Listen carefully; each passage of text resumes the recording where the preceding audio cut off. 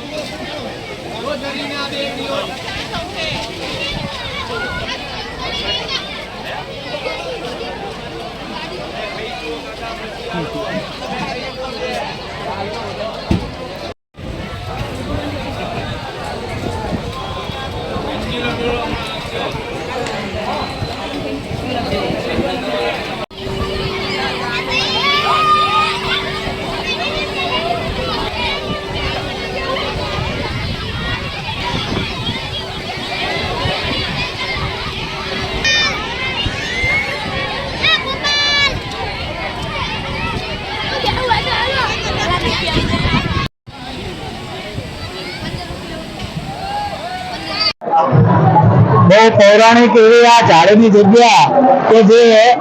અમદાવાદ જિલ્લાના માંડલ તાલુકાના કડવાસણ મુકામે આવેલ છે, જે ઝાલાસર ઝાડી તરીકે ઓળખાય છે, જ્યાં લગભગ 400 વર્ષથી જૂની એવી આ પ્રાચીન અને પૌરાણિક જગ્યા છે, જે પવિત્ર ભૂમિ છે અને આજુબાજુના પાટડી, માંડલ, બેત્રોજ અને વિરમગામ તાલુકાના લગભગ 70 ગામના લોકો દર વર્ષે જન્માષ્ટમીના દિવસે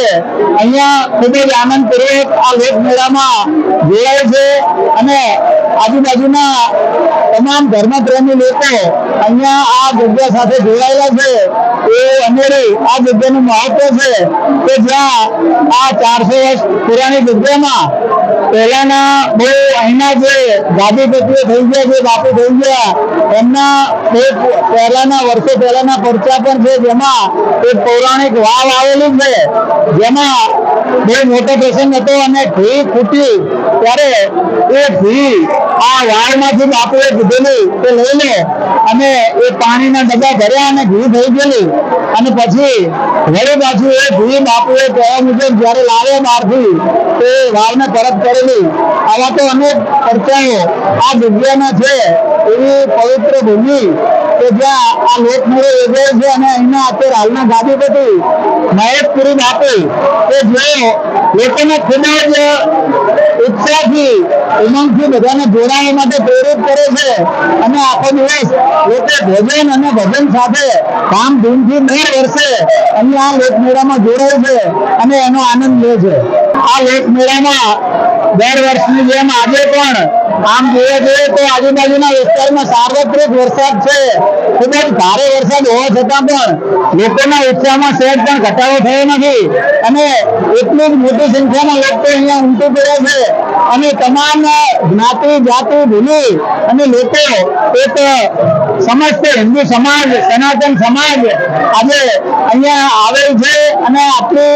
આવી વિષમ પરિસ્થિતિ તૈયાર એવી વરસાદની સ્થિતિ હોવા છતાં પણ ખૂબ મોટી સંખ્યામાં લોકો આવેલા છે અને બાપુને એ ઉંમર પર જોઈ અને લોકો અહીંયા જોડાય છે અને દર્શનાર્થે સૌ પધારે છે।